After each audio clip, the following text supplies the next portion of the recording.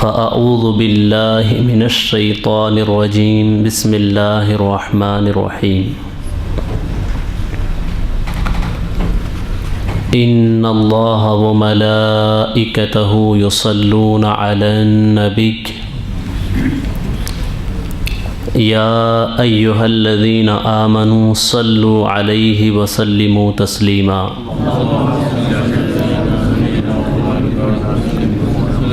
اللہم صلی علی سیدنا شفیعنا نبینا حبیبنا ومولانا محمد بارک وسلم صلو علیہ صلاۃ و سلاما علیک یا رسول اللہ صلی اللہ تعالی علیہ وسلم۔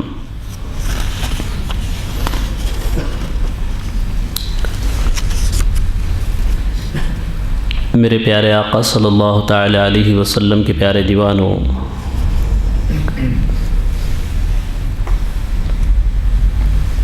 گزشتہ دن درس تفسیر میں ہم نے جنگ بدر کے حوالے سے کچھ ابتدائی باتیں تفصیلاً آپ کے نظر کرنے کی کوشش کی تھی، جس میں ہم نے ذکر کیا تھا کہ کس طریقے سے کفار نے اپنے لشکر کی تیاری کی اور کس طریقے سے رسول گرامی وقار صلی اللہ تعالی علیہ وسلم مدینہ شریف سے نکل کر مختلف مراحل سے گزرتے ہوئے، منازل سے گزرتے ہوئے مرج الذبیہ تک پہنچے تھے، اور وہاں پہ سرکار صلی اللہ تعالی علیہ وسلم نے اسلامی لشکر پہ ایک نظر ڈالی، اور پھر جو کم عمر تھے ان کو سرکار صلی اللہ علیہ وسلم نے واپس کیا، اور پھر وہاں سے لشکر آگے بڑھا۔ اور ہم نے یہ تفصیل بھی سنی تھی کہ ابو سفیان نے وہاں سے قاصد بھیج دیا تھا کفار کے لشکر کی جانب کہ اب کسی فوج کی یا کسی لشکر کے آنے کی ضرورت نہیں ہے، ہم مسلمانوں کے خطرے سے باہر نکل چکے ہیں۔ آج انشاءاللہ العظیم اس سے آگے کی کچھ باتیں آپ کے نظر کرنے کی ہم کوشش کریں گے۔ اللہ تعالیٰ کی بارگاہ میں دعا ہے کہ پروردگار عالم ہمیں حق کہنے اور ہم سب کو حق سن کر اس پر عمل کرنے کی توفیق رفیق عطا فرمائے۔ میرے پیارے آقا صلاۃ التسلیم کے پیارے دیوانوں، کل کے درس میں ہم نے بتایا تھا کہ سرکار صلی اللہ علیہ وسلم مرج الذبیہ تک پہنچے تھے، ٹھیک؟ یہاں پہنچنے سے پہلے کچھ واقعات ہوئے جن کی طرف اشارہ کرنا مناسب معلوم ہوتا ہے کہ سرکار صلی اللہ علیہ وسلم جب مرج الذبیہ تک پہنچے تو وہاں تک پہنچنے سے پہلے یہ ہوا کہ رسول گرامی وقار صلی اللہ علیہ وسلم ایک کنویں سے گزرے جسے بیر سقیہ کہا جاتا ہے، بیر سقیہ۔ تو اس کنویں سے اللہ کے رسول صلی اللہ تعالی علیہ وسلم نے پانی نوش فرمایا، اور پھر اپنے صحابہ کو بھی یہ تاکید فرمائی کہ آپ بھی اس کنویں سے پانی پئیں۔ صحابہ اکرام نے بھی اس کنویں سے پانی نوش فرمایا۔ اب سرکار صلی اللہ علیہ وسلم جب اس کنویں سے ہو کر کے گزرے تو پھر سرکار صلی اللہ علیہ وسلم نے صحابہ اکرام وغیرہ جب پانی پی چکے تو اس کے بعد وہاں ایک خصوصی دعا فرمائی۔ اس جگہ پہ اللہ کے رسول صلی اللہ تعالی علیہ وسلم نے ایک مخصوص دعا فرمائی۔ اس دعا کو مختلف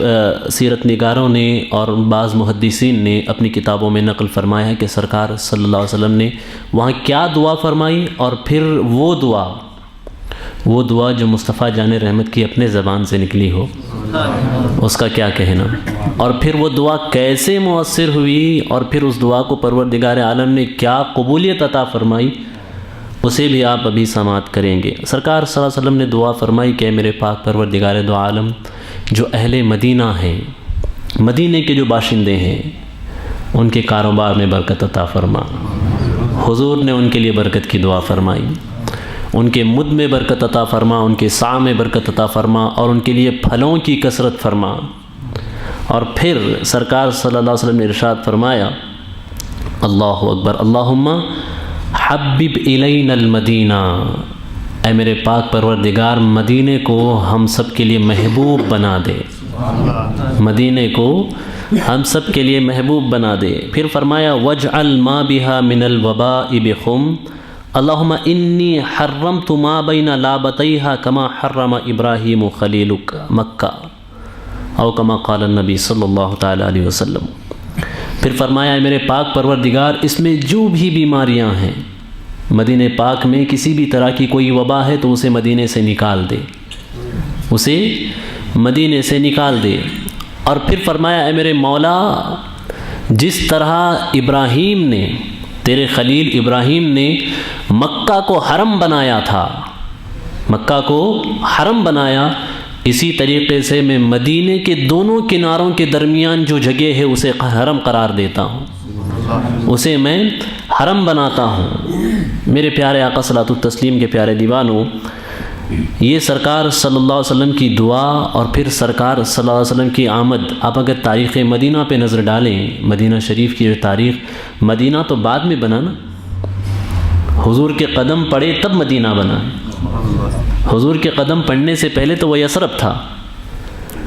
اور یثرب کے حوالے سے تقریباً سارے کے سارے تاریخ داں،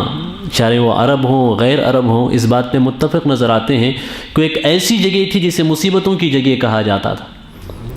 جسے وباؤں اور بیماریوں کی جگہ کہا جاتا تھا، لیکن سرکار نے قدم رکھا تو وہ شفا کی سرزمین بن گئی۔ اتنا ہی نہیں بلکہ وہاں کی مٹی میں بھی پروردگار نے شفا رکھ دی، وہاں کی خاک میں بھی پروردگار نے شفا رکھ دی، اور سرکار نے مدینہ کو حرم قرار دیا۔ اور سرکار کی یہ دعا کہ مدینہ کو ہمارے لیے محبوب بنا دے، وہ ایسی مقبول ایسی مقبول ایسی مقبول ہوئی کہ کروڑوں فرزندان توحید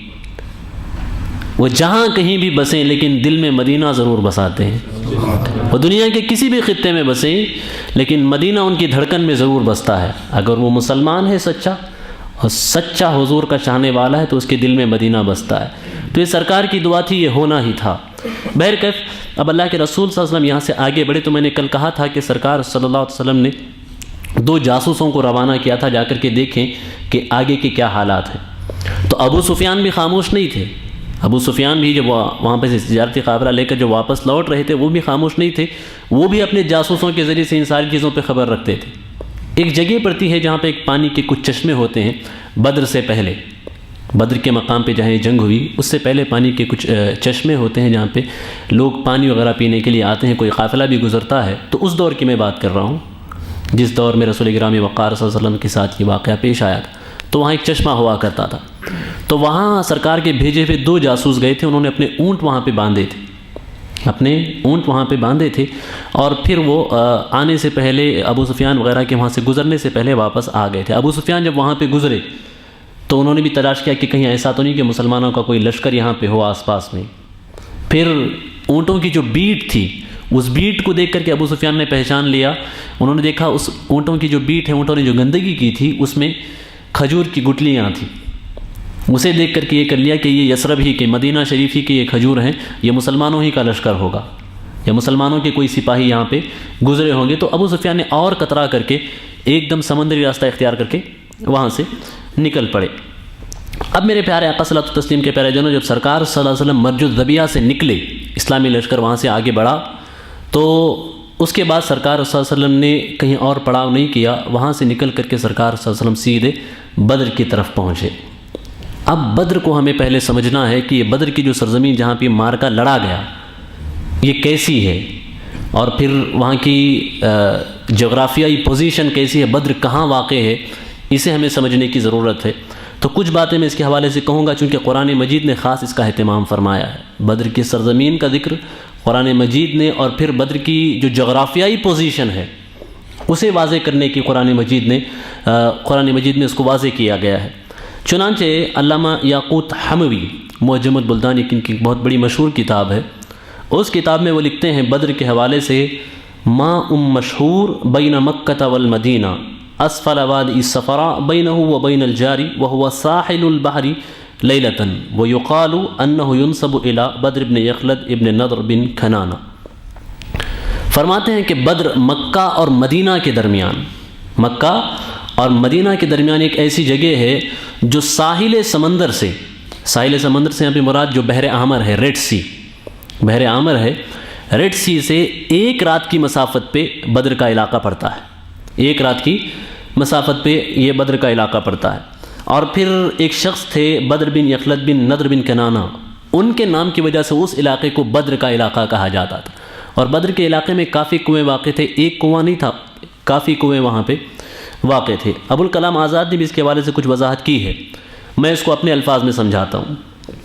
مدینہ شریف سے مغرب کی سمت میں، مدینہ شریف سے مغرب کی جانب میں 80 میل کے فاصلے پر، 80 میل کے فاصلے پر تھوڑا سے جنوبی حصے میں بدر کی سرزمین جہاں پہ مار کر لڑایا گیا وہ واقع ہے۔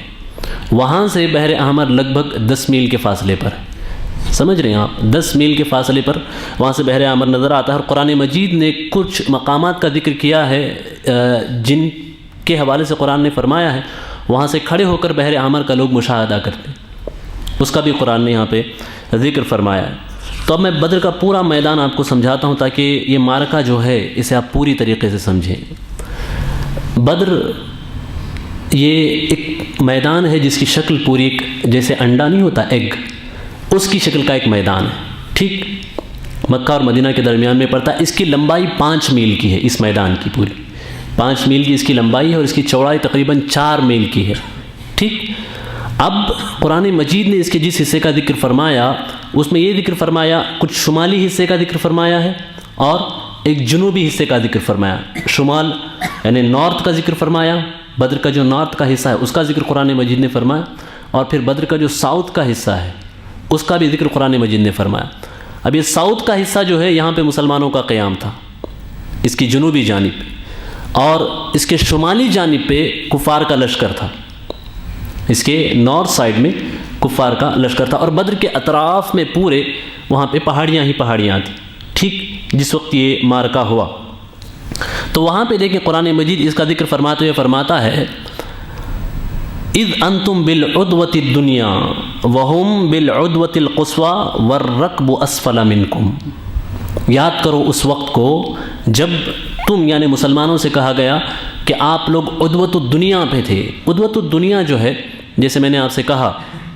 کہ یہ شمالی ایک ٹیلا ہوتا ہے اس کے قریب میں تھے، اور پھر جنوبی ٹیلا جو تھا اس کو العدوۃ القصوى کہا گیا ہے کہ مسلمان اس طرف تھے اور کفار اس طرف تھے۔ اور پھر فرمایا والرکب اسفل منکم، اور جو قافلے کا سامان تجارت کا جو قافلہ تھا وہ اس سے نیچی جانب یعنی سمندر کی جانب تھا، وہ سمندر کی جانب سے وہ قافلہ گزر رہا تھا، قرآن نے اس کا ذکر فرمایا۔ امام بیہقی دلائل النبوہ میں بڑی وضاحت کے ساتھ اس کی اور وضاحت فرماتے ہیں کہ اللہ کے رسول صلی اللہ علیہ وسلم جب بدر کے پاس تشریف لائے تو پھر ایسا ہوا کہ بدر کے جو علاقہ تھا اس میں کچھ نشیبی علاقے تھے، وہاں پہ کئی کنویں تھے، کنویں جس میں پانی وغیرہ جمع ہوتا تھا، وہ کئی کنویں وہاں پہ تھے۔ رسول گرامی وقار صلی اللہ علیہ وسلم وہاں پہ حاضر ہوئے عدوۃ الدنیا کی جانب سے، اس ٹیلے کی جانب سے۔ تو جب وہاں پہ گئے تو اللہ کے رسول صلی اللہ تعالی وسلم نے وہاں پہ ایک کنویں کے پاس جو سب سے پہلا کنواں تھا اس کنویں کی جانب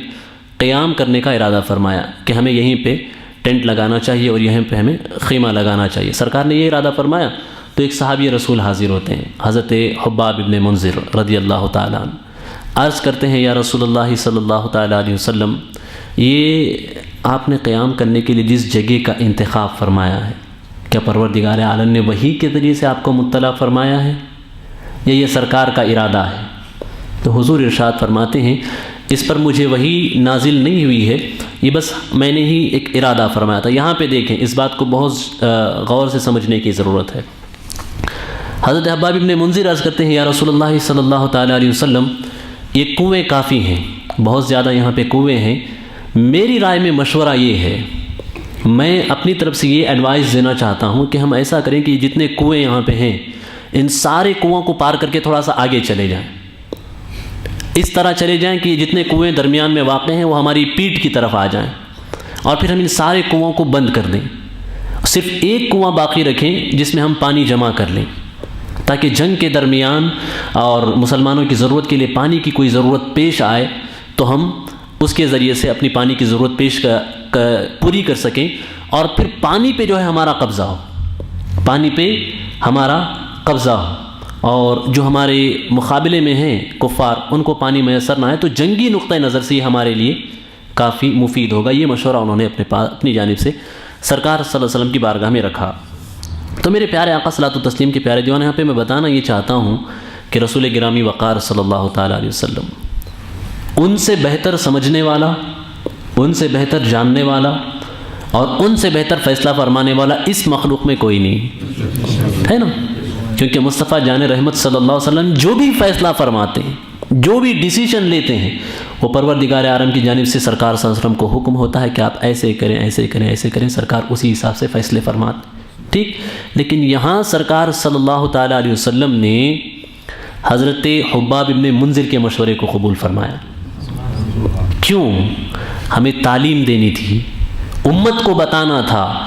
کہ تم اگرچہ سردار ہو کسی گروپ کے، تم اگرچہ کسی منصب پہ فائز ہو، ذمہ دار ہو، لیکن جو تم سے نیچے درجے میں لوگ ہیں اگر وہ تمہیں کوئی مشورہ دیں، اب وہ مشورہ قابل قبول ہو تو اسے ضرور قبول کرنا چاہیے، اسے تسلیم کرنا چاہیے. ایسا نہیں ہونا چاہیے کہ بھائی میں ہیڈ ہوں تو میری رائے چلے، میں ہی سردار ہوں تو میرا ہی فیصلہ چلے. ایسا نہیں ہونا چاہیے. بس یہ دیکھو کہ مفید کون سی چیز ہے، اسے تم کسی سے بھی قبول کرو. سرکار یہ تعلیم فرمانا چاہتے. اب پھر یہاں دیکھیں جیسے حضرت حباب ابن منذر نے فیصلہ دیا، اپنا مشورہ ظاہر کیا تھا، پروردگار عالم کو بھی یہ فیصلہ پسند آیا، پروردگار عالم کو بھی یہ مشورہ پسند آیا. اب ہوا یہ کہ جہاں مسلمان رکے ہوئے تھے وہاں کی زمین ایسی تھی، وہاں کی زمین ایسی تھی کہ وہاں پہ ریت تھی، بالو، اور ریتیلی زمین پہ جب پانی پڑتا ہے تو آپ جانتے ہیں کہ وہ جم جاتی ہے اور وہاں پہ چلنا پھرنا آسان ہو جاتا ہے. اور پھر کوئی ایسی زمین جہاں پہ چکنی زمین ہو، اس پہ اگر پانی پڑ جائے تو پھر وہاں کا حال یہ ہوتا ہے کہ بھائی چلنا پھرنا وہاں پہ دشوار ہو جاتا ہے. ٹھیک. جمعہ کی رات کا وقت تھا، جمعرات کا دن گزر چکا تھا اور جمعہ کی رات داخل ہو گئی تھی. سرکار صلی اللہ تعالیٰ علیہ وسلم حضرت حباب ابن منذر نے جیسے کہا، جو مشورہ دیا اس مشورے کے حساب سے عمل کرنے کے لیے آگے بڑھے، اور پھر اس رات کو پروردگار عالم نے آسمان سے بارش نازل فرمائی، برسات نازل ہوئی. اور برسات نازل ہوئی، اس کا فائدہ یہ ہوا، یہ پہلی غیبی مدد تھی اللہ تبارک و تعالیٰ کی جانب سے مسلمانوں کے لیے.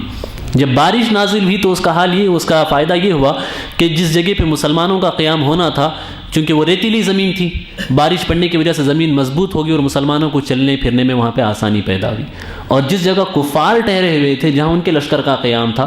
وہ جگہ تھوڑی سی چکنی مٹی کی تھی اور بارش ہونے کی وجہ سے ان کے پورے کیمپ کے اندر ہلچل مچ گئی. وہاں پہ چلنے میں ان کو دشواری پیدا ہو گئی اور کیچڑ وہاں پہ پھیل گیا. اب پھر یہ ہوا کہ ایک کنواں جمع کر لیا گیا، ایک کنویں کو کھرا رکھا گیا اور سارا پانی اس میں جمع کر لیا گیا جس سے مسلمان اپنی ضرورت پوری کرے. اب یہاں پہ حضور رحمت عالم صلی اللہ علیہ وسلم کی رحمت کی کچھ مثال جو سرکار نے وہاں پہ دکھائی، میں وہ بیان کرنا چاہتا ہوں. اب آپ دیکھیں، کبھی ایسا نہیں ہوتا کہ میدان جنگ میں جو آپ کے سورسز ہیں وہ اپنے دشمن کو دے دے، اس کا استعمال کرنے کی دشمن کو اجازت دے دے. لیکن مصطفیٰ جان رحمت ساری کائنات کے لیے رحمت بن کے تشریف لائے تھے، رحمت للعالمین تھے. پانی آپ نے جمع کیا ہے اور پانی پہ مسلمانوں کا قبضہ ہے، لیکن کفار کو پانی کی ضرورت، جانتے ہیں اللہ کے رسول کہ یہ مسلمانوں کو ختم کرنے کے لیے آئے ہیں، یہ مسلمانوں کو مارنے کے لیے آئے ہیں. جب پانی کی ضرورت پیش آئی اور کچھ قریش کے لوگ پانی پینے کے لیے، جہاں پہ مسلمانوں کا علاقہ تھا وہاں پہ پانی لینے کے لیے آئے، تو مسلمانوں نے ان کو روکنے کی کوشش کی. اللہ کے رسول نے فرمایا نہیں، رہنے دو، ان کو پانی پینے دو. کفار آئے اور آ کر کے وہاں سے اپنی ضرورت کا پانی لیا اور پانی لے کر کے انہوں نے اس پانی کو نوش کیا. یہ سرکار کی رحمت تھی، ورنہ اپنے مقابل کو میدان جنگ میں کوئی اتنی سہولتیں فراہم نہیں کرتا کہ ان چیزوں کا استعمال کرے. یہ سرکار کی رحمت تھی جس کا سرکار نے وہاں پہ اظہار فرمایا. تو میرے پیارے آقا صلاۃ التسلیم کے پیارے دیوانوں، حضرت حباب ابن منذر کا یہ مشورہ تھا. اس کے بعد حضرت سعد بن معاذ جو انصار کے سردار تھے، انصار کے جو سردار تھے، وہ اللہ کے رسول صلی اللہ علیہ وسلم کی بارگاہ میں حاضر ہوئے اور حاضر ہو کر کے عرض کرنے لگے، یا رسول اللہ صلی اللہ تعالیٰ علیہ وسلم، کچھ باتیں میں آپ کی خدمت میں عرض کرنا چاہتا ہوں. سرکار نے ارشاد فرمایا، کیا بیان کرنا چاہتے ہیں آپ؟ حضرت سعد ابن معاذ ارشاد عرض کرتے ہیں، یا رسول اللہ، یہ وہی سعد ابن معاذ ہیں جنہوں نے وہاں پہ تقریر کی تھی اور بیان کیا تھا کہ یا رسول اللہ، آپ اگر ہمیں سمندر میں کودنے کا حکم دیں گے تو ہم سمندر میں بھی کود جائیں گے. اب یہی حضرت سعد ابن معاذ عرض کرتے ہیں، یا رسول اللہ، میرا مشورہ یہ ہے کہ ہم حضور صلی اللہ تعالی وسلم کے لیے ایک عریش بنا دیتے ہیں، ایک چھوٹا سا کھجور کی پتی کا ایک کمرہ بنا دیتے ہیں جہاں سے سرکار صلی اللہ علیہ وسلم میدان جنگ کو کنٹرول کریں گے اور حضور صلی اللہ علیہ وسلم وہاں پہ قیام فرمائیں گے اور صحابہ اکرام جو ہے اس کی حفاظت کریں گے. اگر اللہ تبارک و تعالی ہمیں فتح دیتا ہے تو ہم یہی چاہتے ہیں, اور اگر میرے حضور ہمیں فتح نہ ہو تو میں اس بات کی تو ضمانت دیتا ہوں کہ ہم میں سے کوئی بھی شخص زندہ رہے گا اس وقت تک دشمن آپ تک نہیں پہنچ سکتے,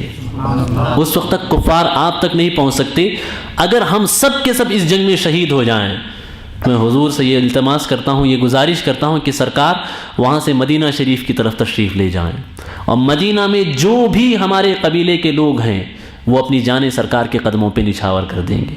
حضور کو یہ مشورہ بہت پسند آیا. سرکار نے آپ کے لیے دعائے خیر فرمائی کہ اللہ تبارک و تعالیٰ ان پہ رحمت فرمائے, اللہ تعالیٰ ان پہ کرم فرمائے. سرکار نے دعا فرمائی.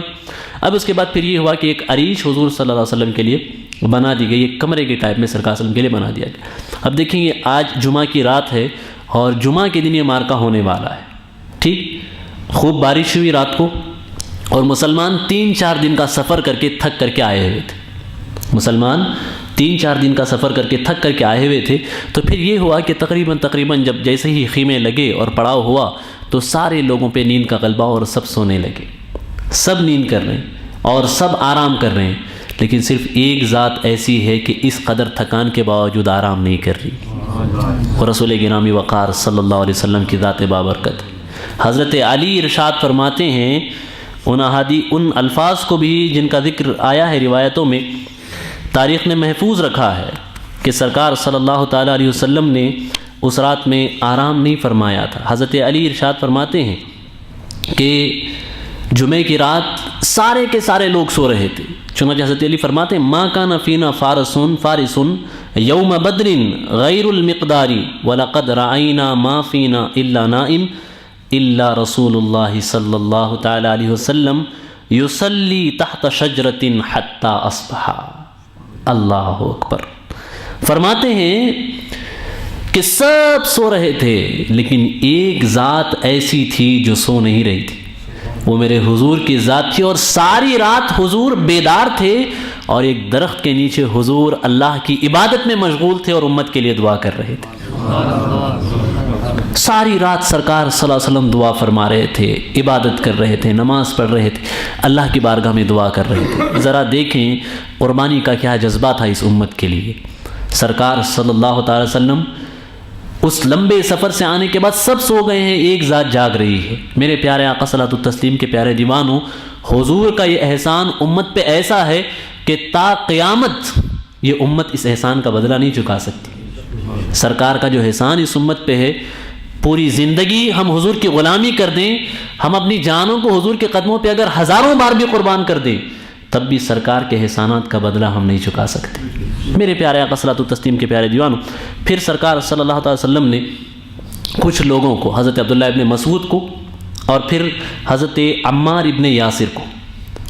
یاسر کو کفار کے لشکر کی جانب بھیجا. جاؤ ذرا دیکھو کہ کفار کی حالت کیا ہے. تو دیکھ کر کے وہ لوگ واپس آئے اور آ کر کے کفار کی جو حالات تھی اس سے سرکار صلی اللہ علیہ وسلم کو آگاہ کیا. اب پھر کفار کے لشکر کی طرف دیکھیں آپ. جو کفار کا لشکر تھا ان کی حالت ایسی تھی کہ یہاں پہ مسلمانوں کے پاس کھانا تو دور کی بات, سواری کے لیے اونٹ نہیں تھے. کھانا تو دور کی بات, ان کے پاس سواری کے لیے بھی اونٹ یا جانور موجود نہیں تھے. لیکن کفار کے لشکر کا حال یہ تھا کہ ہر دن وہاں پہ 10-10, 15-15 اونٹ ذبح ہوتے تھے اور وہ اسے کھاتے تھے, پیتے تھے, ناچتے تھے, گاتے تھے اور خوب وہاں پہ وہ لوگ آسائش اور آرام کرتے تھے. یہ لوگ گئے, جا کر کے دیکھے اور پھر ایسا ہوا کہ کفار کا جو لشکر تھا جب دوسرے دن صبح ہوئی تو کفار میں سے ولید تھا, عتبہ تھا اور اس کے بعد پھر حکیم ابن حزام تھے اور بھی کئی ایک لوگ تھے جو جانتے تھے کہ ہمیں اب لڑنے کی ضرورت نہیں ہے, کیونکہ جس مقصد کے لیے ہم لوگ آئے تھے وہ مقصد پورا ہو چکا ہے. لیکن ابو جہل جو تھا اس بات پہ مصر تھا. ان لوگوں نے گئے اور جا کر کے اس کو سمجھایا کہ دیکھو ابھی بھی ٹائم ہے ہمارے پاس, ابھی بھی وقت ہے کہ ہم یہاں سے واپس جا سکتے ہیں, جانوں کی حفاظت ہو سکتی ہے. لیکن ابو جہل ماننے کے لیے تیار نہیں تھا. اور دوسرے دن جب دوسرے دن صبح ہوئی, جمعہ کی صبح, طلوع ہوئی اس کے بعد پھر جو ہے اللہ کے رسول صلی اللہ علیہ وسلم نے رات کو ہی صفوں کے حوالے سے سرکار نے ترتیب دے دی تھی کہ صفیں ہماری کیسی ہونی چاہیے کہ ہم جنگ کے لیے جب میدان میں اتریں گے تو کون آگے ہوگا، کون پیچھے ہوگا، کون دائیں جانب میں ہوگا، کون بائیں جانب ہوگا. یہ ساری پلاننگ سرکار صلی اللہ علیہ وسلم نے رات کو کر لی تھی اور سارے صحابہ کو یہ ساری چیزیں سمجھا دی تھی. اب پھر جب صبح ہوئی تو کفار نے اپنے لشکر کی طرف سے دو لوگوں کو بھیجا کہ مسلمانوں کا لشکر دیکھ کر کے آئیں کہ مسلمانوں کے پاس کیا ہے، ان کے پاس ہتھیار ہیں یا ان کی تعداد کتنی ہے. تو جو دو لوگ مسلمانوں کے لشکر کو دیکھنے کے لیے آئے تھے ان کے حوالے سے تاریخ بتاتی ہے کہ عمیر بن وہب جمعی اور ابو سلمہ الجشمی، ان دونوں کو کفار نے بھیجا کہ جا کے مسلمانوں کا لشکر دیکھو. اب دیکھیں ان دونوں نے مسلمانوں کا لشکر آ کر کے دیکھا اور دیکھنے کے بعد ان کے اپنے کیا تاثرات تھے، انہوں نے کیا بیان کیا تھا. اللہ اکبر. یہ دونوں آتے ہیں اور آ کر کے مسلمانوں کے لشکر کو دیکھتے ہیں. مسلمانوں کے لشکر کو دیکھنے کے بعد جب یہ لوگ واپس جاتے ہیں تو دونوں نے جو باتیں کہی تاریخ میں وہ بھی محفوظ ہیں. انہوں نے کہا کہ دیکھو ان کی تعداد 300 سے کچھ زیادہ ہے، ان کی تعداد 300 سے کچھ زیادہ ہے. ان کے ہتھیار بہت پرانے ہیں، ان کے ہتھیار بہت پرانی ہیں اور کئی کے پاس تو کمانیں ایسی ہیں جو ڈیمیج ہیں، اور ان کے پاس سواریوں کی بھی کچھ زیادہ تعداد نہیں، ہم کو صرف ایک ہی گھوڑا وہاں پہ نظر آ رہا ہے. لیکن ان دونوں نے ایک بات کہی کہ یاد رکھو ان کے پاس ہتھیار کم ہے اور سواریاں بھی کم ہیں، لیکن جو چمک میں ان کی آنکھوں میں دیکھ رہا ہوں اس کے بعد میں دعوے کے ساتھ کہتا ہوں کہ یہ مسلمان اپنی جان قربان کر دیں گے لیکن تمہیں محمد عربی تک بڑھنے نہیں دیں گے. اور پھر اس نے عمیر بن وہب نے تو یہ کہا تھا کہ مجھے ایسا لگ رہا ہے کہ مسلمان جن سواریوں پہ سوار ہیں ان سواریوں پہ کفار کی موت سوار ہے. اس نے یہ کہا تھا کہ اگر تم مسلمانوں سے آج ٹکرائے تو یقین مانو تمہارے گھروں میں سے کوئی گھر ایسا نہیں رہے گا جس کا کوئی نہ کوئی فرد مسلمانوں کے ہاتھ میں آج مرے نہ. لیکن ماننے کے لیے وہ تیار نہیں ہوئے. آخری بات بھی اب اللہ کے رسول صلی اللہ علیہ وسلم نے ایک بار میں یہ بھی بتا دوں کہ مسلمانوں کے جو لشکر تھے اس کی پوزیشن کیسی تھی اور پھر لشکر میں کیا کیا چیزیں تھیں. 313 تعداد مسلمانوں کی اور 1000 کے لگ بھگ کافر. ٹھیک، مسلمانوں کے پاس ایک گھوڑا اور کفار کے بعد تقریباً 100 گھوڑے جس پہ زیرہ پوش گھوڑ سوار تھے. مسلمانوں کے پاس صرف 80 اونٹ تھے اور ان کے پاس 600 سے زائد تندرست اور عربیوں نسل اونٹ موجود تھے. ٹھیک، اس کے بعد مسلمانوں کے پاس سامان وغیرہ کا کوئی ذخیرہ، اناج کا ذخیرہ مسلمانوں کے پاس وہاں پہ موجود نہیں تھا، لیکن ان کے پاس ایسا تھا کہ درجنوں جانور جس پہ اناج کا ذخیرہ لدا ہوا تھا وہ کفار کے پاس موجود تھا. ان کے پاس ہتھیار بھی سب کچھ تھے، ساری چیزیں ان کے پاس تھیں، لیکن مسلمانوں کے پاس کچھ نہیں. اللہ کی ذات پہ ان کا اعتماد اور اللہ کی ذات پہ ان کا بھروسہ تھا. اب دیکھیں اللہ کے پیارے حبیب صلی اللہ تعالیٰ علیہ وسلم جب میدان جنگ میں سرکار صلی اللہ علیہ وسلم آتے ہیں، سرکار صلی اللہ علیہ وسلم نے دیکھا کہ ایک طرف تو کفار کا اتنا بڑا لشکر ہے اور دوسری طرف یہ دیوانوں کی ایک چھوٹی سی جماعت ہے. مسلمانوں کے پاس نہ ہتھیار ہیں اور پھر رمضان مبارک کا مہینہ ہے اور اناج کا بھی ان کے پاس ذخیرہ نہیں ہے. یہ ساری چیزیں ہیں. تو میرے پیارے آقا صلاۃ التسلیم کے پیارے دیوانوں، سرکار صلی اللہ تعالیٰ علیہ وسلم نے وہاں پہ اتنی دعائیں کی. سرکار کی زبان پہ ایک آیت تھی سَيُهْزَمُ الْجَمْعُ وَيُوَلُّونَ الدُّبُرَ، ان قریب یہ جو جماعت ہے اس کو ہزیمت ہوگی یعنی کفار کو، اور پھر یہ پیٹ پھیر کر بھاگیں گے. اور سرکار اس کا اتنا ورد کر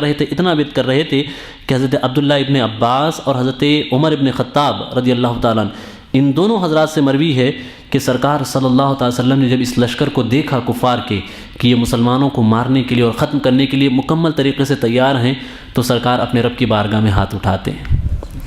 اللہ کی بارگاہ میں ہاتھ اٹھاتے ہیں اور سرکار صلی اللہ علیہ وسلم دعا کر رہے ہیں. اور سرکار کی دعا کی محویت کا یہ عالم ہے. ایسے سرکار دعا میں گم ہے اپنے رب سے مانگ رہے ہیں کہ اللہ اکبر. سرکار صلی اللہ علیہ وسلم کے بدن مبارک میں جو چادر تھی وہ چادر پھسل کر کے پیچھے گر رہی ہے. سرکار کو خبر نہیں، سرکار دعا میں مشغول ہیں کہ مولا اس مسلمانوں کی جماعت کی حفاظت فرما لے. اگر آج یہ مسلمان کامیاب ہو گئے تو میرے مالک کبھی تیری عبادت اس روئے زمین میں نہیں ہو پائے گی. ان مسلمانوں کی حفاظت فرما. سرکار یہ دعا فرما ہی رہے تھے. فرماتے ہیں حضرت عبداللہ ابن عباس اور عمر بن خطاب کہ جبرائیل امی سرکار کی بارگاہ میں حاضر ہوئے. جبرائیل امی حاضر ہوئے اور حاضر ہونے کے بعد یہ آیت سرکار کی بارگاہ میں پیش کرتے ہیں اذ تستغیثون ربکم فاستجاب لکم انی ممدکم بألف من الملائکۃ مردفین۔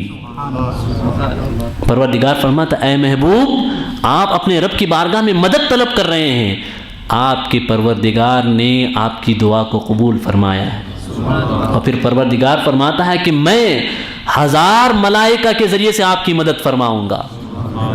1000 کی تعداد میں ملائکہ نازل کروں گا، فرشتوں کو نازل کروں گا اور میں آپ کی مدد فرماؤں گا۔ یہ بات ہوئی، اس کے بعد پھر حضور صلی اللہ علیہ وسلم نے، یعنی یہ دیکھیں دعا کا جو یہ عالم تھا سرکار کا، سرکار صلی اللہ علیہ وسلم اللہ تبارک و تعالیٰ کی جانب سے پروردگار عالم کی جانب سے آیات نازل ہو رہی ہیں، جبرائیل امی آ کر کے بتا رہے ہیں، لیکن سرکار کے دل میں اس امت کا غم اور اس امت کی فکر، جو مسلمان وہاں پہ تھے ان کی فکر اتنی تھی کہ سرکار بار بار دعا کرنے اللہ تعالیٰ کی بارگاہ میں، بار بار دعا کرنے کہ میرے مولا ان کی حفاظت فرما، ان کی حفاظت فرما، انہیں کچھ نہیں ہونا چاہیے، انہیں کامیابی عطا فرما۔ اب جب سرکار صلی اللہ علیہ وسلم یہ دعا فرما رہے تھے تو پروردگار عالم نے فرشتوں کی جماعت کو بھی اسی وقت نازل فرمایا۔ حضور فرماتے ہیں صدیق اکبر رضی اللہ تعالیٰ عنہ پیچھے کھڑے ہوئے ہیں اور عرض کرتے ہیں یا رسول اللہ آپ اتنا اصرار اللہ تعالیٰ کی بارگاہ میں کر رہے ہیں، پروردگار آپ کی دعا کو ضائع نہیں فرمائے گا، آپ کی دعا ضرور قبول ہوگی۔ آپ حضرت صدیق اکبر اتنا عرض کرتے ہیں، اسی درمیان میں سرکار کے رخ اقدس پہ، سرکار کے چہرے انور پہ خوشی کے آثار نمودار ہوتے ہیں، سرکار تبسم فرماتے ہیں، سرکار مسکراتے ہیں۔ جب صحابہ دریافت کرتے ہیں تو سرکار ارشاد فرماتے ہیں کہ اے ابو بکر لوگوں کو خوشخبری سناؤ، لوگوں کو خوشخبری سناؤ کہ میں نے جبرائیل کو دیکھا ہے، جبرائیل اپنی قیادت میں ملائکہ کی جماعت لے کر کے آ رہے ہیں، زمین اور آسمان کے درمیان جبرائیل کو گھوڑے پہ سوار اور زرد عمامہ باندھے ہوئے میں نے دیکھا ہے۔ اور پھر کہتے ہیں اللہ کے رسول صلی اللہ علیہ وسلم ایک لمحے کے لیے جبرائیل یہاں پہ آئے اور غائب ہوئے، پھر دوبارہ پلٹ کر کے آئے تو میں نے کیا دیکھا کہ جبرائیل کے گھوڑوں پہ، جبرائیل کے جو گھوڑے ہیں، جبرائیل کے گھوڑے اور پھر فرشتوں کے جو گھوڑے ہیں، ان گھوڑوں کے پیروں میں بدر کی مٹی لگی ہوئی ہے۔ اللہ اکبر۔ میرے پیارے آقا صلاۃ التسلیم کے پیارے دیوانوں، یہاں سے ایک بات سمجھ میں آتی ہے کہ آپ یا انسان جتنا بھی کمزور ہو، مسلمان جتنا بھی کمزور ہو، لیکن اسے اپنے رب کی ذات پہ بھروسہ رکھنا ہے، کیونکہ پروردگار ارشاد فرماتا ہے وَمَن يَتَوَكَّلْ عَلَى اللَّهِ فَهُوَ حَسْبُهُ، جس نے اللہ پہ بھروسہ کر لیا اللہ اس کے لیے کافی ہے، اللہ اس کے لیے کافی ہے۔ یہ بہت بڑا ایک ایسا مومنٹ ہے، ایک ایسا ایمانی لمحہ ہے جس سے ہمارے ایمان کو تر و تازگی میسر آتی ہے کہ ظاہری اسباب کچھ بھی نہیں ہیں، لیکن اللہ کی ذات پہ بھروسہ کرو تو اللہ غیب سے مدد نازل فرماتا ہے، اور ہمیشہ سے یہ ہوتا رہا ہے۔ تو میرے پیارے آقا صلاۃ التسلیم کے پیارے دیوانوں، آج جو سچویشن مسلمانوں کے حوالے سے ہے کہ ہمیں امید کی کرن تو کہیں نہیں نظر نہیں آتی کہ مسلمان مصیبتوں سے نکلیں گے، لیکن یقین رکھیں اگر ہم نے آج اللہ کی ذات پہ بھروسہ کیا، پروردگار عالم کی ذات پہ بھروسہ رکھا اور حضور کے بتائے ہوئے راستے کو مضبوطی سے تھامے رکھا، تو ہم آج بھی دنیا کی قیادت کر سکتے ہیں، آج بھی ہم اس دنیا کو ایک لیڈر کی حیثیت سے لیڈ کر سکتے ہیں اور ان کی قیادت کر سکتے ہیں۔ بس ضرورت اس بات کی ہے کہ حضور کے قدموں میں آ جائیں اور اللہ کی ذات پہ بھروسہ کریں۔ میرے پیارے آقا صلاۃ التسلیم کے پیارے دیوانوں، اب پھر جب جبرائیل امی آئے تو پروردگار عالم کی جانب سے اور آیات نازل میں ارشاد فرمایا گیا اذ یوحی ربک الی الملائکۃ انی معکم فثبتوا الذین آمنوا سألقی فی قلوب الذین کفروا الرعب۔ اللہ اکبر۔ جب پروردگار عالم نے ملائکہ کی جانب وحی فرمائی اور ملائکہ کو حکم دیا کہ یاد رکھو آج جو ایمان والے میرے محبوب کے جو غلام میدان بدر میں آئے ہیں ان کو ثابت قدم رکھنا یہ تمہاری ذمہ داری ہے، ان کو ثابت رکھو اور تمہیں پریشان ہونے کی ضرورت نہیں ہے، میں تمہارا روب اور تمہارا دبدبہ کفار کے دلوں میں ڈال دوں گا، تمہارا خوف کفار کے دلوں میں ڈال دوں گا، پروردگار عالم نے وعدہ فرمایا۔ میرے پیارے آقا صلاۃ التسلیم کے پیارے دیوانوں، جو ملائکہ جنگ بدر میں حاضر ہوئے تھے، جو ملائکہ جنگ بدر میں حاضر ہوئے، اس کے حوالے سے قرآن مجید میں یہ آیا ہے کہ یہاں تو 1000 کے بارے میں ذکر ہوا، اور پھر قرآن کی ایک دوسری آیت فرماتی ہے کہ پروردگار عالم نے اللہ کے رسول صلی اللہ علیہ وسلم کو وعدہ فرمایا کہ ہم 3000 ملائکہ آپ کی مدد کے لیے نازل کریں گے، پھر فرمایا کہ محبوب 5000 ملائکہ کے ذریعے سے آپ کی مدد کریں گے، آپ کو پریشان ہونے کی ضرورت نہیں۔ یعنی ملائکہ کی مدد کا جو سسٹم آ رہا ہے نا، جانتے ہیں کیوں؟ پروردگار چاہتا ہے کہ میرا محبوب تھوڑا سا آرام کرے، چونکہ سرکار صلی اللہ تعالیٰ علیہ وسلم کو امت کی جو فکر تھی نا، سرکار بار بار اللہ کی بارگاہ میں دعا کر رہے ہیں، بار بار اللہ کی بارگاہ میں دعا کر رہے ہیں، بار بار اللہ کی بارگاہ میں مانگ رہے ہیں، تو پروردگار فرما رہے ہیں محبوب ہم اگر چاہیں تو ایک فرشتے کے ذریعے سے بھی اس کا کام تمام کر سکتے ہیں، لیکن یہ ہے کہ آپ کے دل کو اطمینان پہنچانا ہے، اس لیے کبھی 1000 ملائکہ کو بھیج رہے ہیں، کبھی 3000 کو بھیج رہے ہیں، کبھی 5000 کو بھیج رہے ہیں۔ یہ محبوب کی دلجوئی ہے، حضور کی دلجوئی ہے پروردگار عالم کی جانب سے کہ حضور اور مسلمانوں کو اطمینان ہو۔ تو میرے پیارے آقا صلوات و تسلیم کے پیارے دیوانوں، اب جنگ کا مرحلہ، کفار کے لشکر دوسری طرف اور مسلمانوں کے لشکر اس طرف، دونوں لشکر آمنے سامنے ہیں۔ اب سرکار صلی اللہ تعالی وسلم ہوتا نہیں ہے، جنگ کرنے سے پہلے ایک آخری گفتگو ہوتی ہے، جنگ کرنے سے پہلے ایک آخری گفتگو ہوتی ہے، اور اس میں یہ ہوتا ہے کہ آج کل کی جنگوں کا سسٹم تو الگ ہے، لیکن اس وقت جو جنگیں ہوا کرتی تھی ان جنگوں میں سسٹم یہ ہوتا تھا، طریقہ کار یہ ہوتا تھا کہ صف بندی ہوتی تھی، سمجھ رہے ہیں آپ، صف بنائے جاتے تھے، اور پھر یہ تاکید ہوتی تھی کہ چاہے کفار کا یا سامنے کا جو لشکر ہے اس کا حملہ کتنا ہی مضبوط کیوں نہ ہو، یہ جو صف ہیں ان صفوں میں انتشار نہیں ہونا چاہیے۔ اسی لیے فرمایا گیا کہ بنیان مرصوص، سیسا پلائی ہوئی دیوار کی طرح ان کے مقابلے میں کھڑے ہو جاؤ، چونکہ اس وقت کی جنگوں کی طبیعت ایسی تھی کہ جس کی صف بکھرتی تھی یوں سمجھ لیجئے کہ وہ شکست کی جانب بڑھتا تھا۔ تو سرکار نے صف کی تاکید فرمائی کہ صف تمہاری بالکل آگے پیچھے نہیں ہونی چاہیے اور صف میں آپ کو کھڑے ہونا ہے۔ پھر سرکار نے یہ بھی مقرر فرما دیا، سرکار نے لیڈر مقرر فرمائے کہ لشکر کا جو دایاں بازو ہوگا اسے کون اس کی قیادت کریں گے، لشکر کا جو بایاں جانب ہوگا اس کی قیادت کون کریں گے، لشکر کے پیچھے کون رہے گا اور لشکر کے سب سے سامنے کون رہے گا۔ اب جب سرکار صلی اللہ علیہ وسلم اپنے ہاتھ میں سرکار کے ایک تیر تھا، سرکار صلی اللہ علیہ وسلم کے دستے مبارک میں ایک تیر تھا، اس تیر کے ذریعے سے سرکار صلی اللہ علیہ وسلم لائن درست کرا رہے تھے، صفیں درست کرا رہے تھے کہ تم یہاں ٹھہرو یہاں ٹھہرو، اور اگر کوئی آگے بڑھتا تو سرکار فرماتے معی کہ آپ کو ابھی آگے نہیں بڑھنا ہے، میرے ساتھ آگے بڑھنا ہے، میرے ساتھ آگے بڑھنا ہے۔ اب اس درمیان میں ایک ایسا واقعہ رونما ہوا،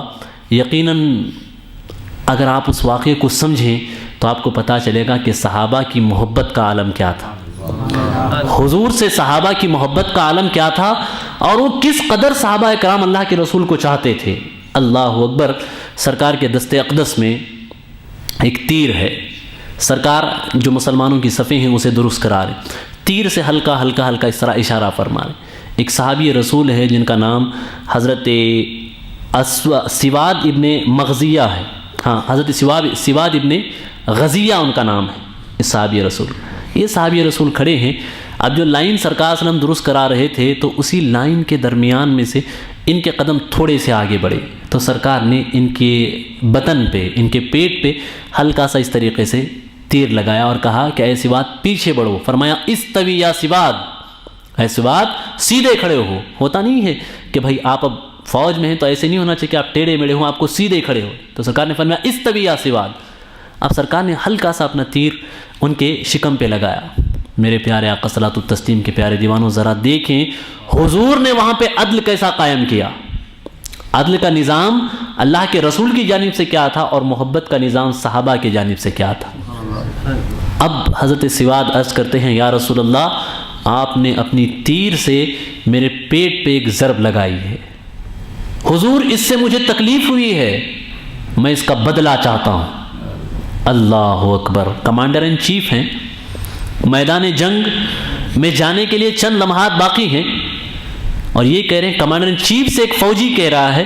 کہ میں بدلہ چاہتا ہوں۔ آج کا اگر کوئی فوجی چیف ہوتا تو کہتا ہے اس کا کورٹ مارشل کرو اور اسے ملٹری سے نکال دو کہ یہ کمانڈر ان چیف سے بدلہ لینا چاہتا ہے، لیکن معلم کائنات تھے نا، پوری کائنات کو عدل و انصاف سکھانے کے لیے آئے تھے، عدل قائم کرنے کے لیے آئے تھے۔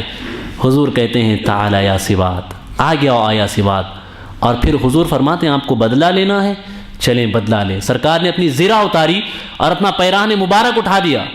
اور پھر فرمایا کہ جس جگہ تمہیں تکلیف ہوئی ہے تم اسی جگہ میں نے جسے مارا مار کر کے تم بدلہ لے سکتے ہو۔ اللہ اکبر۔ عدل کا نظام سرکار صلی اللہ علیہ وسلم کا۔ لیکن حضرت سواد جیسے ہی آگے بڑھتے ہیں تیر کو ایک جانب پھینک دیتے ہیں اور جا کے سرکار کی شکم اقدس سے چمٹ جاتے ہیں، سرکار سے بغل گیر ہو جاتے ہیں، اسے چومنے لگتے ہیں۔ اب سرکار صلی اللہ تعالیٰ علیہ وسلم سوال کرتے ہیں اور صحابہ اکرام سب دیکھ رہے ہیں حیرت سے کہ کیا معاملہ ہے۔ سوال کرتے ہیں سواد ایسا تم نے کیوں کیا، ایسا کرنے کی وجہ کیا ہے؟ تو حضرت سواد نے جو جواب دیا تھا اس وقت، وہ جواب تاریخ کے دامن میں آج تک محفوظ ہے۔ حضرت سواد عرض کرتے ہیں یا رسول اللہ حضر ما ترى، میرے آقا آپ دیکھ رہے ہیں کہ ہم کیسی پوزیشن میں ہیں۔ فَأَرَدْتُ أَن يَكُونَ آخِرُ الْأَحَدِ بِكَ أَن تَمَسَّ جِلْدِي جِلْدَكَ۔ اللہ اکبر۔ عرض کرتے ہیں یا رسول اللہ آپ دیکھ رہے ہیں کہ کیسی حالت میں ہم ہیں، چند لمحوں کے بعد مجھے خبر نہیں کہ میں زندہ رہوں گا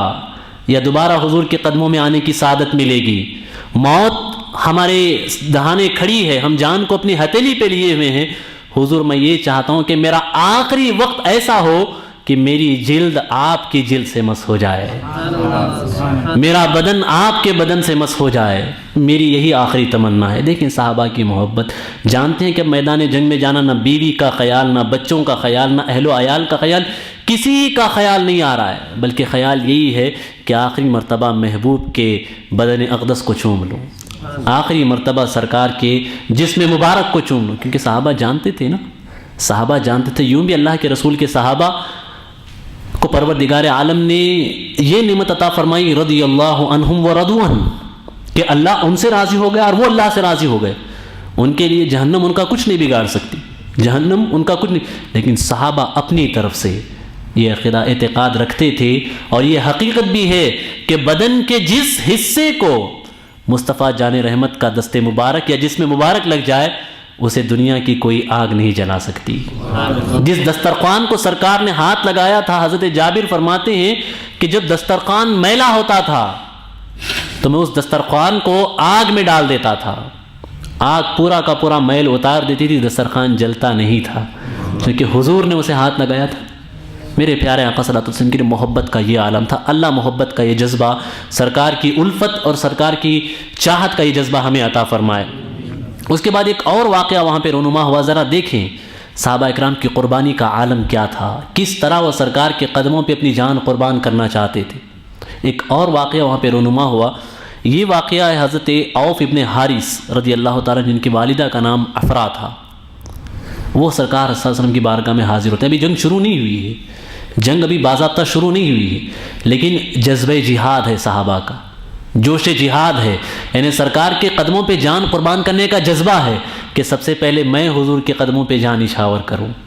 سب سے پہلے میں حضور کے قدموں پہ جان نچھاور کروں۔ یہ جذبہ ہے جو صحابہ اکرام کو بےتاب کیے ہوئے ہے کہ کب موقع ملے اور کب ہم اپنی جان حضور کے قدموں پہ نچھاور کر دیں۔ تو حضرت عوف ابن حارث اللہ کے رسول کی بارگاہ میں حاضر ہوتے ہیں،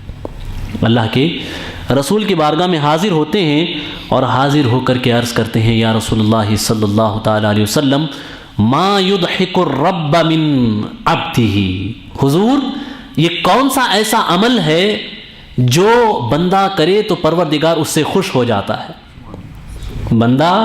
کرے تو پروردگار اس سے خوش ہو جاتا ہے، یہ کون سا عمل ہے؟ حضور فرماتے ہیں کہ اے عوف، اگر دشمن کا لشکر سامنے ہو اور بندہ اپنے سر کو برہنہ لے جا کر کے اللہ کی خاطر اس دشمن سے لڑنے کی کوشش کرے تو حضور نے فرمایا یضحک، یعنی پروردگار اپنی شان کے لائق، اپنی شان کے لائق بندے کے اس عمل پہ تبسم فرماتا ہے، پروردگار بندے کے اس عمل پہ خوش ہوتا ہے۔ اللہ اکبر۔ یہ سننا تھا، حضرت عوف میدان جنگ میں کود جاتے ہیں اور جا کر کے کفار کے لشکر میں گھس جاتے ہیں، اور کفار کے لشکر میں گھس کر کے ایسا جہاد کرتے ہیں، ایسا جہاد کرتے ہیں کہ وہ جامع شہادت وہاں پہ نوش فرماتے ہیں۔ یعنی یہ جذبہ جہاد تھا، ابھی جنگ شروع نہیں ہوئی تھی، اس سے پہلے کا یہ واقعہ۔ بعض روایتوں میں یہ آیا ہے، انشاءاللہ اس واقعے کو میں کل کے درس میں بیان کروں گا۔ اس کے بعد اب جنگ ہونے والی ہے،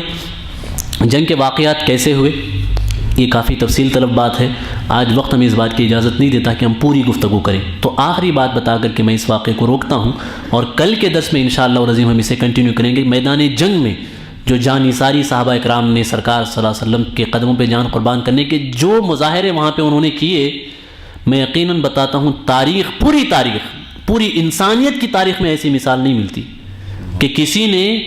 اپنے سردار کو اور پھر اپنے لیڈر کی حفاظت کے لیے جان قربان کرنے کا جذبہ پیا ہو۔ میرے پیارے آقا صلی اللہ علیہ وسلم نے اسی جذبے کو دیکھ کر کے قیصر و کسریٰ جانتے ہیں، وہاں کا ایک ایلچی آیا ہوا تھا۔ قیصر و کسریٰ کا نہیں، وہ عرب کا ایلچی تھا جو قیصر کے دربار میں بھی گیا ہوا تھا اور کسریٰ کے دربار میں بھی گیا ہوا تھا۔ کفار نے بھیجا تھا مدینہ شریف دیکھنے کے لیے کہ بھئی آخر بات کیا ہے کہ محمد عربی کے چاہنے والے صلی اللہ تعالی وسلم کس قدر ان پہ قربان ہوتے، جاؤ ذرا جا کر کے دیکھو۔ وہ جو شخص آیا تو دیکھا کہ نماز کا وقت تھا اور لوگ مسجد کی طرف جا رہے تھے، نماز کا وقت تھا، لوگ مسجد کی طرف جا رہے تھے، اللہ کے رسول وضو فرما رہے ہیں۔ اب سرکار وضو فرماتے ہیں تو سرکار کے وضو کا پانی جو گرتا ہے، ایک بھی قطرہ پانی صحابہ نیچے گرنے نہیں دیتے۔ جیسے ہی پانی نیچے آتا ہے صحابہ اٹھا لیتے ہیں، کوئی اپنی آنکھوں میں مل رہا ہے، کوئی اپنے چہرے پہ مل رہا ہے، کوئی اپنے بدن پہ مل رہا ہے۔ اب اس شخص نے دیکھا تو بھائی حیرت زدہ رہ گیا، وہ جا کر کے بیان کرتا ہے، یاد رکھو میں قیصر کے دربار میں بھی گیا ہوں اور کسریٰ کے دربار میں بھی گیا ہوں۔ وہ لوگ جب تک تخت پہ ہوتے ہیں لوگ ان کی عزت کرتے ہیں، اور جیسے ہی تخت سے اتر جاتے ہیں ان کا سارا احترام ختم ہو جاتا ہے، ان کے پیٹھ پیچھے کوئی ان کی عزت نہیں کرتا۔ لیکن قسم ہے رب ذوالجلال کی، میں نے محمد عربی کے دیوانوں کو دیکھا ہے کہ وہ وضو کا ایک قطرہ نیچے گرنے نہیں دیتے۔ جو قوم اپنے نبی کے وضو کا پانی نیچے نہیں گرنے دیتی، کہ وہ اپنے نبی کے بدن سے خون کا قطرہ زمین پہ گرنے دے گی؟ ان سے لڑنا مت، تباہ ہو جاؤ گی، تاکید کی تھی اس نے۔ تو میرے پیارے آقا صلی اللہ علیہ وسلم کے پیارے دیوانوں، کیسے قربانی کے انہوں نے جذبات وہاں پہ پیش کیے، کیسا مظاہرہ ہوا، یہ میں کل بتاؤں گا، لیکن آج ایک بات، بہت اہم بات مجھے آپ کو بتانی ہے۔ حضرت علی رضی اللہ تعالیٰ عنہ سے آپ کے دور خلافت میں یہ واقعہ پیش آیا تھا۔ دراصل یہ واقعہ جنگ بدر ہی سے متعلق ہے۔ جنگ بدر میں نے ابھی آپ کو بتایا کہ سرکار صلی اللہ علیہ وسلم کے ٹھہرنے کے لیے ایک عریش بنایا گیا تھا، ایک کھجور کی پتی کا چھوٹا سا کمرہ بنایا گیا تھا جہاں سرکار صلی اللہ علیہ وسلم وہاں سے جنگ کو کمانڈ کرتے تھے، جنگ بدر کو کمانڈ کرتے تھے۔ تب باری یہ آئی کہ وہاں پہ کون ٹھہرے سرکار کی حفاظت کے لیے، کیونکہ یہ جو سرکار کی حفاظت کا مرحلہ تھا نا، کوئی معمولی مرحلہ نہیں تھا۔ یہ حضرت علی رضی اللہ تعالیٰ نے اس واقعے کو اپنے دور خلافت میں بیان کرتے ہیں۔ حضرت ابن کثیر نے اور اس کے بعد امام احمد بزار نے اپنے مسند میں اس واقعے کو روایت فرمایا ہے۔ لوگوں نے حضرت علی سے سوال کیا کہ اے امیر المؤمنین، لوگوں میں سب سے زیادہ دلیر کون ہے، شجاعت پسند، بریو کون ہے صحابہ میں؟ تو حضرت علی فرماتے ہیں، کافی لوگوں نے کہا کہ حضرت علی آپ ہیں، حضرت علی آپ ہیں، حضرت علی آپ ہیں، لیکن حضرت علی نے اس وقت جو جواب دیا تھا وہ فرماتے ہیں، سنو، حضرت ابو بکر صدیق رضی اللہ تعالیٰ عنہ کے حوالے سے، حضرت صدیق اکبر کی طبیعت بڑی نرم تھی، فطرتاً آپ بڑی نرم طبیعت کے مالک تھے۔ حضرت علی ارشاد فرماتے ہیں کہ جب رسول گرامی وقار صلی اللہ تعالی وسلم نے مکہ میں اعلان نبوت فرمایا اور پھر سرکار صلی اللہ علیہ وسلم ایک مرتبہ خانہ کعبہ کے پاس گئے اور جا کر کے سرکار نے دین کا اعلان فرمایا، تو کفار کے جو بڑے بڑے سردار تھے وہ سب کے سب